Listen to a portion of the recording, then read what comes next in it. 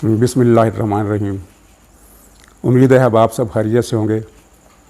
पता नहीं आपने आज वज़ीर-ए-आज़म का ख़िताब सुना कि नहीं।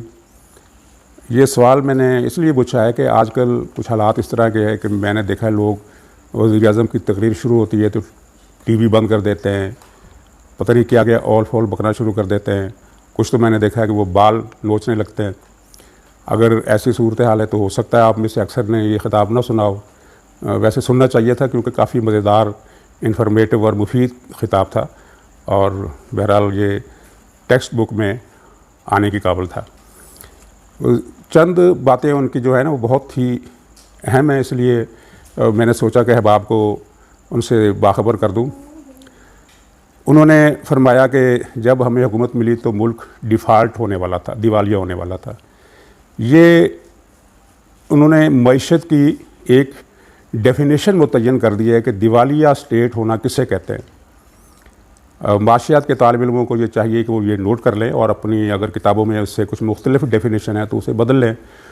यानी जब कोई मुल्क अगर 5.6% के ग्रोथ रेट से ग्रो कर रहा हो, उसकी अफजाइश, मईशत की अफजाइश इस हिसाब से बढ़ रही हो और उसके ज़र मुबादला में 18 अरब डॉलर के मौजूद हों और गुर्बत, इंतहाई गुर्बत की शरह में कमी हो रही हो, मिडिल क्लास की तादाद बढ़ रही हो।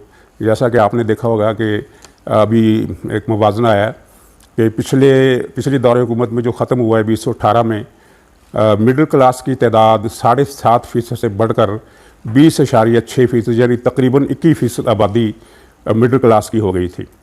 और जब 2 साल के बाद यानी 2020 में ये शरह कम होकर 7% हो गई है, यानी जहाँ से स्टार्ट लिया था पिछली हुकूमत ने उससे भी आधा पॉइंट कम हो गई है।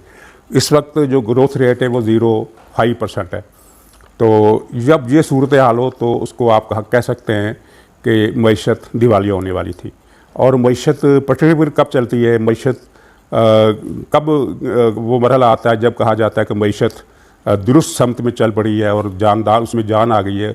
ये उस वक्त होता है जब ग्रोथ रेट -0.5 पर चला जाए या इससे भी कम हो जाए और बेरोज़गारी में बेरोज़गार अफराद की तादाद में 1 करोड़ का इजाफा हो जाए, इंतहाई गरीब आबादी बढ़कर उसमें लगभग 200 मिलियन का इजाफा हो जाए, 20 मिलियन का इजाफा हो जाए, यानी 2 करोड़ आबादी खत्ते गुरबत से नीचे लुढ़क जाए, ज़र मुबादला के ज़खायर कम हो जाएँ और गैर मुल्की कर्ज़ों को वो 4 गुना हो जाए और सनतें बंद हो जाएँ, बरामदात में 13% कमी हो जाए, तब हम ये कह सकते हैं कि मईशत अब सही रास्ते पर आ गई है, सही ट्रैक पर चढ़ गई है। तो एक तो ये मईशत के तालिब इल्म जो हैं वो अब अपना टेक्स्ट बुक जो है उसमें ये तरमीम कर लें कि दुरुस्त मईशत किसे कहते हैं और दिवालिया मईशत किसे कहते हैं। वज़ीर-ए-आज़म ने एक और बड़ी दिलचस्प बात की, नवाज़ शरीफ का नाम लेकर उन्होंने कहा कि साबिक़ वज़ीर-ए-आज़म डाकू थे और वो सिरी पाए और पता नहीं क्या क्या खाते थे। तो इससे मुझे याद आया कि वज़ीर-ए-आज़मों को, जितने वज़ीर-ए-आज़म हज़रात होते हैं, इनके खाने पीने के शौक़ बड़े निराले होते हैं। एक वज़ीर-ए-आज़म है, मैं उनका नाम नहीं बताऊंगा, वो किस मुल्क के वज़ीर-ए-आज़म है ये भी नहीं बताऊंगा, आप खुद गेस कर लें मैं किस मुल्क की बात कर रहा हूँ। बहरहाल एक मुल्क है, एशिया में है गालिबन। तो उसके वज़ीर-ए-आज़म साहब के बारे में ये इतलात हैं कि वो रोज़ाना एक हिरन मुसल्लम देसी घी में पका हुआ खाते हैं। ये हिरन उनके लिए शुमाली इलाकों से आता है। शुमाली इलाकों से मुराद उस मुल्क का शुमाली इलाका। 3-4 देसी मुर्गियाँ से मुराद भी उस मुल्क की देसी मुर्गियाँ जिस मुल्क का जिक्र हो रहा है। इसके अलावा कुछ तीतर, बटेर, कुछ मछलियाँ, कुछ मिल मिलाकर 32 डिशें बनती हैं। तो बहरहाल अपने अपने शौक़ होते हैं। ये वज़ीर-ए-आज़म भी बहरहाल एक शौक़ रखता है खाने पीने का, कोई बात नहीं, खिदमत भी तो करता है आवाम की, तो उसको नज़रअंदाज करना चाहिए। अब वज़ीर-ए-आज़म ने इस बात पर भी शर्म दिलाई कि माजी के डाकू हुक्मरान जो थे वो पैसा मुल्क से चोरी करके ले गए और उनको उस मुल्क को जिसकी वजह से सख्त नुकसान पहुँचा और उन्हें शर्म आनी चाहिए थी।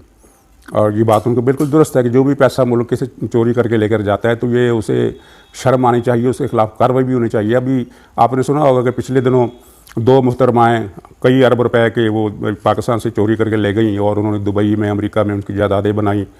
तो ज़ाहिर है ये बात वज़ीर-ए-आज़म के नोटिस में होगी और उस पर भी वो एक्शन लेंगे अपने वक्त पर। अभी उनकी दूसरी मसरूफियात हैं तो जिसकी वजह से उन्हें तवज्जो देने का मौका नहीं मिल सका। ख़ुद उनके एक वफाकी वज़ीर है जिनकी लंदन में 9 से ज़्यादा जायदादें हैं और हर एक जायदाद एवन फील्ड से ज़्यादा बड़ी है। इसी तरह एक उनके बहुत ही करीब तरीन, नेक तरीन, ईमानदार तरीन साथी जो हैं उन्होंने लंदन के नवाह में एक बहुत बड़ा फार्म हाउस बनाया हुआ है। उस फार्म हाउस की मिल्कियत जो है उससे 10 एवनफील्ड अपार्टमेंट ख़रीदे जा सकते हैं। तो वो भी ये भी इसी तरह किबला परवेज़ मुशर्रफ की पाकिस्तान से खुदा जाने कितनी रकम लेकर गए, उनके लंदन में अपार्टमेंट्स हैं, दुबई में अपार्टमेंट्स हैं और पता नहीं कहाँ कहाँ उनके जजीरे हैं। इसी तरह और भी बहुत सारे लोग हैं जो यकीनन वज़ीर-ए-आज़म के नोट्स में होंगे। उम्मीद है किसी न किसी वक्त वो इन सबको फर्दन शर्म दिलाएंगे और हो सकता है कोई दौलत वापस आ जाए। अभी तक तो 2 साल हो गए इंतज़ार कर रहे हैं, कोई एक आध डॉलर ही वापस आ जाए, लेकिन उम्मीद रखनी चाहिए कि जब इतने सारे लोगों पर वो हाथ डालेंगे तो कुछ ना कुछ रकम तो वापस आएगी। बहरहाल आज की सूरत हाल क्या है? आज की सूरत हाल ये है कि अपोजिशन अपना पहला जलसा 16 तारीख को गुजरांवाला में करने वाली है। और कल मैंने देखा कि एक टीवी पर कोई साहब ये कह रहे थे कि हुकूमत ये जलसा अफोर्ड नहीं कर सकती, चुनांचे वो गिरफ्तारियाँ करेगी, जलसा रोकने की कोशिश करेगी। जलसा रोकना रस्मी तौर पर तो बड़ा आसान है, आप दफ़ा 144 नाफज कर दें और कहें कि जलसा करना गैर कानूनी, जलसा रोका जा सकता है। और गिरफ्तारियाँ करना भी आसान है। नैब के चेयरमैन अल्लाह उनको सेहत दे वो मौजूद हैं, जितने चाहे केस बना सकते हैं।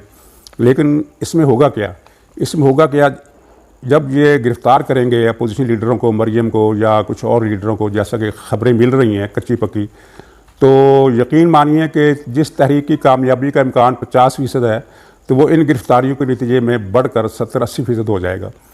हो सकता है हुकूमत अभी डावाडोल हो, क्योंकि ये ऐसी सूरत हाल है जिसके बारे में मुहावरा है कि इधर खाई इधर खड्डा। अगर गिरफ़्तार करते हैं तो मसला बढ़ता है, बात बढ़ जाएगी, और अगर गिरफ़्तार नहीं करते तो जलसा होता है। और 16 तारीख के बाद इनका जलसा कराची में है।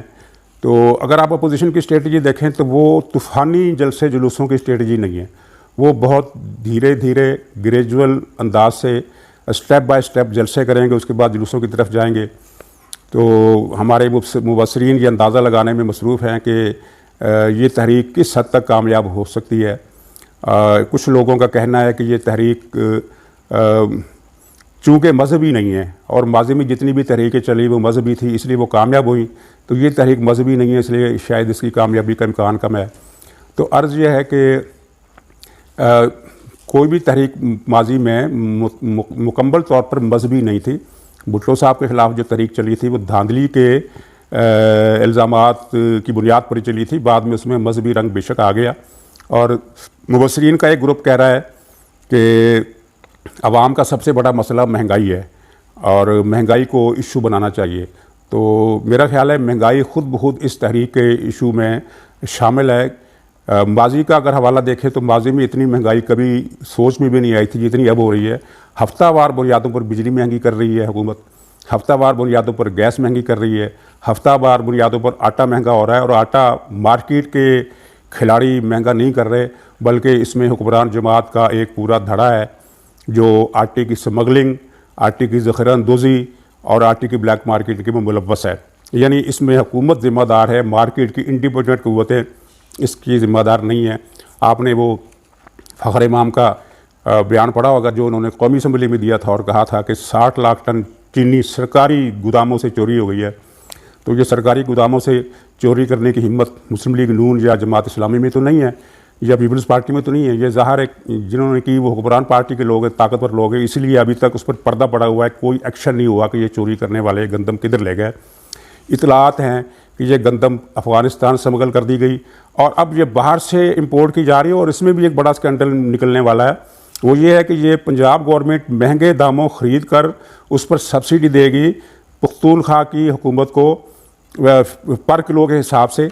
और यानी अगर 10 रुपये किलो या 100 रुपये मन अगर गंदम पर सब्सिडी देती है तो वो गंदम वहाँ के जो ईमानदार हजरात हैं उन्होंने तैयारी अभी से कर ली है कि वो गंदम फिर अफ़गानिस्तान को एक्सपोर्ट कर देंगे।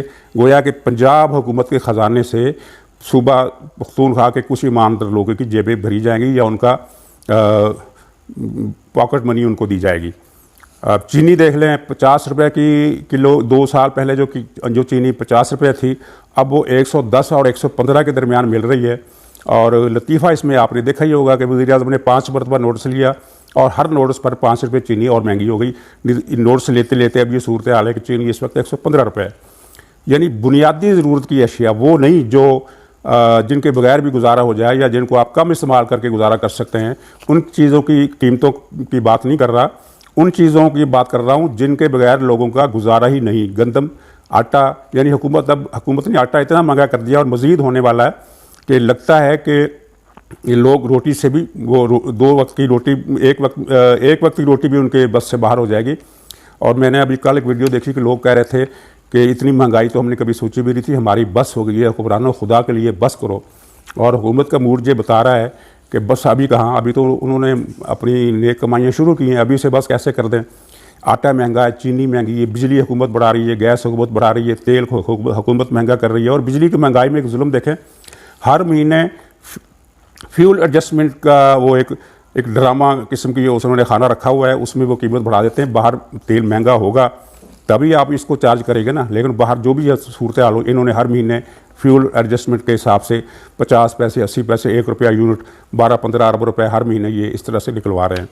तो लोगों की इतनी ज़्यादा बस हो गई है कि वो अगर तहरीक चलती है तो वो अपोजिशन को कुछ ज़्यादा काल देने की भी ज़रूरत नहीं होगी, लोग उसमें निकलेंगे और ये तहरीक इस तरह आगे बढ़ेगी। और मुझे जो मैंने जो जज किया है सूरत हाल को अवाम में निकल कर, लोगों से मिलकर, तो मैं ये कह सकता हूँ कि ये तहरीक अपने हुजम के एतबार से पाकिस्तान की सबसे बड़ी तहरीक होगी और इस लिहाज से भी मुनफरिद होगी कि इस मरतबा मैच ड्रा नहीं होगा, जिस तरह माजी की हर तहरीक में मैच ड्रा होता था कि हुकूमत भी ख़त्म, अपोजिशन भी ठंडी और तीसरा फरीक को आके मामला संभाल लेता था।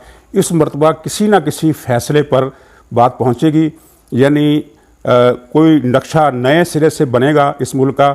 और ये सवाल बहरहाल आपके सोचने के लिए मैं छोड़ जाता हूँ कि 2 साल में मुल्क की मईशत की जिस हद तक बर्बादी हुई है और गरीब आदमी जिस तरह फाकों पर मजबूर हो गया है, क्या नई हुकूमत और नया निज़ाम और नया नक्शा उसका इजाला कर सकेगा कि नहीं।